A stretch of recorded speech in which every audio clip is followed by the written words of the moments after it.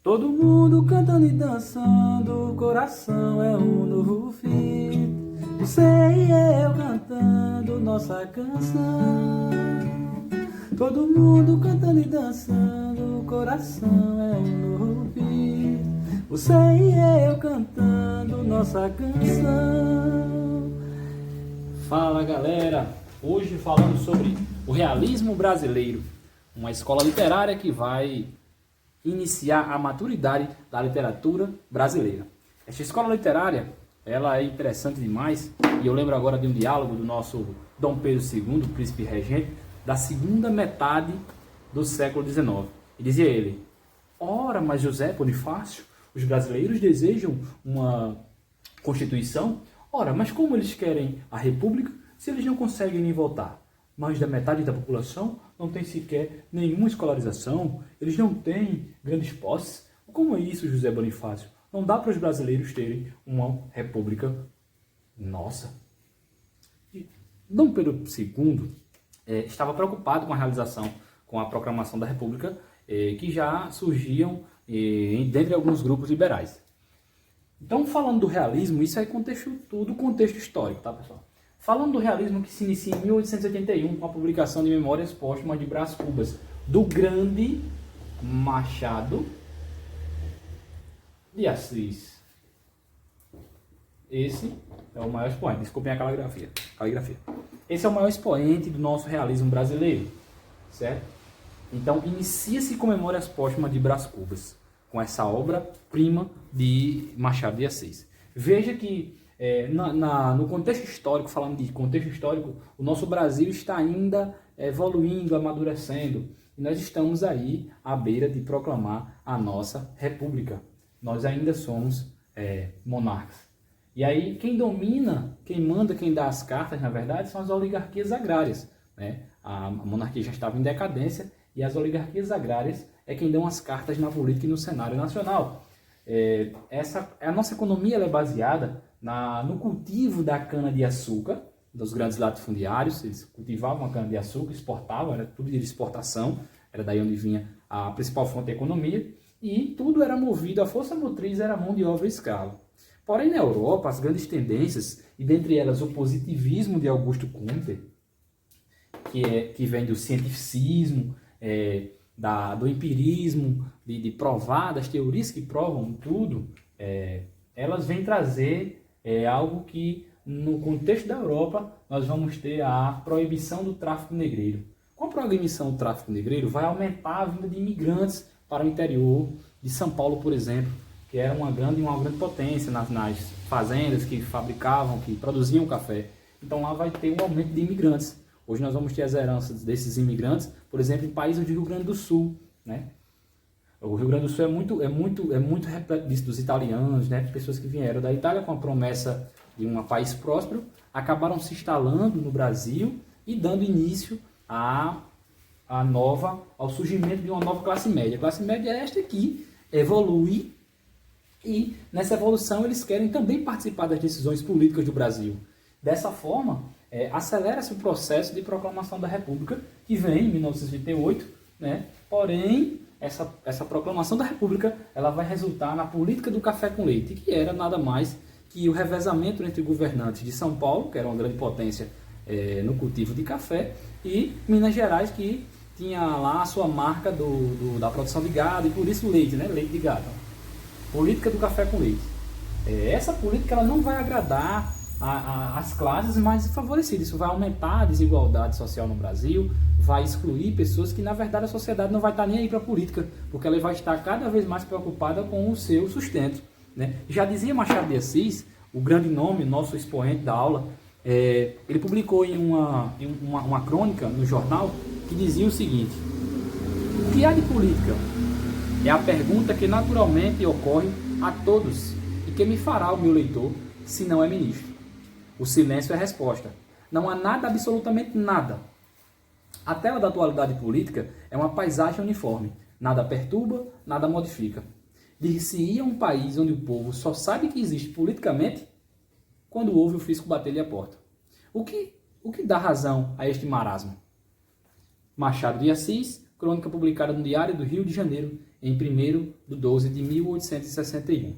Então, nesse cenário de marasmo político, de população que não se preocupa, em que somente a burguesia, as classes médias que fizeram com que houvesse a proclamação da República, que liam e era muito acostumada a ler o romantismo dessa música, e é por isso que a gente iniciou a aula com ela, porque ela não tem nada a ver, ela é totalmente o oposto do realismo. Essa música é um exemplo de romantismo. Todo mundo cantando e dançando, coração é o novo fit. Nada a ver. O realismo, na verdade, é uma escola de ruptura. Ele é uma escola, uma tendência literária em que o que vai ser jogado na cara da sociedade são as suas perversões. Vai haver análise psicológica das personagens, por exemplo, que vão fazer com que a sociedade se enxergue nessas obras. Falando disso, a primeira grande obra, Memórias Póstumas de Brás Cubas, é um marco inicial dessa escola literária. E daí, para iniciar, eu queria deixar para vocês um trecho aqui da Memórias Póstumas de Brás Cubas, um livro de difícil leitura, né, por ser complexo, mas que é interessante. E eu acho que o que mais marca esse livro é esse trecho aqui. Escutem.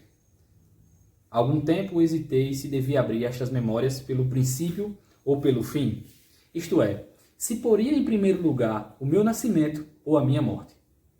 Suposto o uso vulgar, seja começar pelo nascimento. Duas condições me levaram a adotar diferente método. A primeira é que eu não sou propriamente um autor defunto, mas um defunto autor. Grife-se. Essa passagem ela é clássica, tá? Então quem ouve falar em Machado de Assis, no realismo, tem que lembrar da obra Memórias Póstumas de Brás Cubas. Eu não sou um defunto, eu não sou um autor defunto, mas um defunto autor. Isso é interessantíssimo e o livro continua e vale a análise. Desta feita, agora vamos falar sobre Machado de Assis. O realismo psicológico de Machado de Assis. Falando agora do grande autor e do grande expoente, gente, qualquer prova, seja ela de concurso, de qualquer natureza que for de Enem, com certeza vai falar sobre Machado de Assis, pois este foi um grande expoente da nossa literatura. É tido como o maior escritor de língua portuguesa. Ele é fundador da Academia Brasileira de Letras, do qual foi patrono, como também tem uma história, uma biografia marcante. Era negro, era gago, mas isso não impediu de que ele crescesse, de que ele foi escritor, foi cronista, trabalhou no jornal, ou seja, tem uma grande biografia. Falando de Machado de Assis, e aí vale a pena vocês pesquisarem sobre a biografia dele, por exemplo, era filho de um pintor com uma lavadeira. Mesmo assim estudou, cresceu e ocupou um dos mais altos cargos. Era funcionário público e exercia essa função de funcionário público juntamente com a de escritor e de formador de opinião do Brasil naquela época. E nós temos todo o livro, ele traz um capítulo específico sobre Machado de Assis, intitulado de O Realismo Psicológico de Machado de Assis. Por que chama-se realismo psicológico? Porque em seus enredos, tá, ele costumava muito fazer isso aqui, ó. Isso é clássico, a análise psicológica ou psicanalítica das personagens. Veja que em seu enredo, o narrador, ou ele como narrador, ele se analisa psicologicamente, ele dá a entender isso para os leitores, ou o narrador faz essa análise psicológica das suas personagens. O primeiro livro, né, a abertura do realismo, o Memórias Póstumas de Brás Cubas, é interessantíssimo, como a gente já ouviu falar, que é uma inovação no enredo. Primeira coisa uma característica das obras de Machado de Assis são os enredos não lineares. Então começa lá o personagem dizendo: eu não sou um defunto autor, eu não sou um autor defunto, eu sou um defunto autor. Ou seja, eu não sou um autor que morreu, eu sou um morto que escreve. Olha só que grande sacada, que grande ruptura, né, literária, no enredo, em uma história, isso acontece. E ele começa a inaugurar isso no Brasil.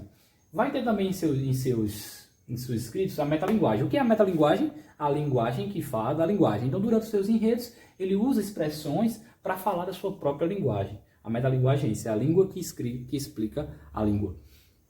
Então, isso aqui é importante, eu já acabei de falar, análise psicológica das personagens. Interessantíssimo que no conto Uns Braços, de Machado de Assis, é um dos seus contos, um dos meus preferidos, por exemplo, é interessante que ele começa a analisar ali o posicionamento do garoto, do jovem que mora na casa do comendador, e começa a sugerir sentimentos que esse menino venha a ter por Dona Severina, né? A dona de uns braços.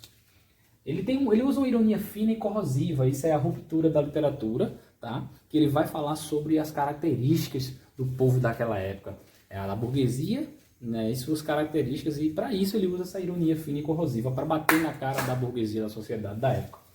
Nós temos aí uma visão metafísica e relativista de todos os valores humanos, certo? A humanidade ela tem esse destino de ser egoísta, de ser má, de ser só pensar nela.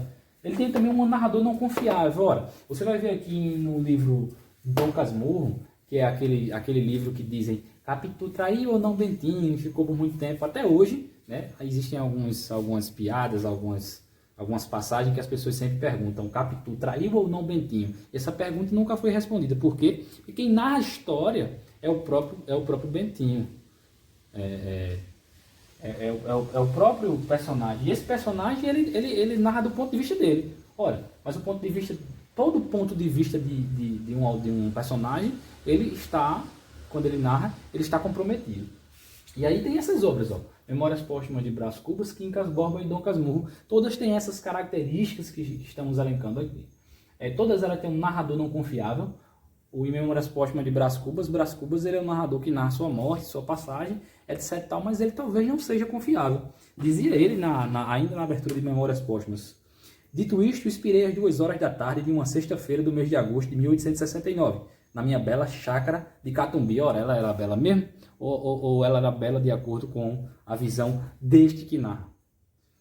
Tinha uns 64 anos, rígidos, prósperos, era solteiro, possuía cerca de 300 contos e fui acompanhado ao cemitério por 11 amigos. 11 amigos. Verdade é que não houve cartas, nem anúncios. Acresce que chovia, peneirava uma chuvinha miúda, triste e constante. Tão constante e tão triste que levou um daqueles fiéis da última hora a intercalar a engenhosa ideia do discurso que proferiu à beira da minha cova. Vós que o conhecestes, meus senhores, vós podeis dizer comigo que a natureza parece estar chorando a perda irreparável de um dos mais belos caráteres que tem honrado a humanidade. Ora, isso é um ponto de vista dele, viu? É confiável que realmente aconteceu desta forma, que a chuva era triste? Percebam essa característica literária dentro do texto sobre o narrador não confiável. Então não confie no narrador de Machado de Assis. Sempre desconfie. E procure saber e fazer seu próprio juízo. Reticências, omissões, lacunas, isso é uma característica fantástica. Durante a narrativa dos textos de Machado de Assis, é preciso que você faça a dedução. Tem hora que ele vem narrando, narrando e para, e deixa reticência, deixa lacunas para que você, leitor, possa completar com o seu entendimento. É daí então que as pessoas dizem que Capitu realmente traiu Bentinho, quando na verdade isso não está escrito, tá?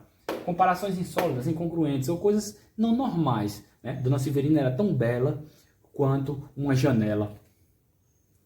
É só um exemplo, mas é uma comparação insólita. A quebra da linearidade do enredo. Isso acontece muito, o enredo vem andando, de repente ele para, cria uma nova história e faz ali uma percepção. Humor sutil e pensamento destruidor de ilusões românticas. Não existe todo mundo cantando e dançando, coração é um novo fit. Não, amigo, o realismo não existe isso, tá? E a linguagem ambígua e de múltiplos sentidos, justamente isso. Para deixar no ar tudo isso que aconteceu. Ora, Machado de Assis tem belos escritos e eu sugiro a leitura de Uns Braços, de Machado de Assis. É um conto que, na verdade, conta uma história interessante. É um conto legal, um conto que vai fazer você se divertir, se deliciar nos mistérios dos contos de Machado de Assis. Vocês podem também acompanhar o conto O Alienista. Tá? Nós temos um vídeo no YouTube, vocês vão procurar aí na barra de pesquisa, O Alienista, Profil ou FPB, então você vai ver lá, eu e alguns colegas que fizemos uma peça e ensinamos em uma escola pública aqui da cidade de João Pessoa. Nós fazemos uma peça lá bem legal e vocês podem até acompanhar, ajudar também lá, dar um like, né? E deixar até seu comentário se gostou ou não. O importante é você se posicionar.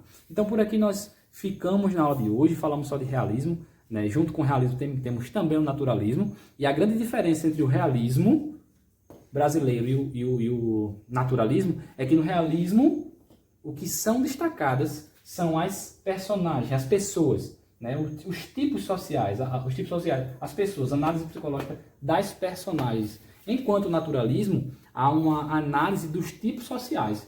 Enquanto em Machado de Assis a gente analisa Dom Casmurro, analisa Quincas Borba, analisa Brás Cubas, no naturalismo nós vamos analisar a lavadeira, o cantor, o capoeirista, né? A prostituta, vidinha. Então, veja, são os tipos sociais e não as personagens. Essa é a grande diferença, tá? Mas isso vai ficar para uma outra aula, onde vamos estudar sobre naturalismo. Um abraço.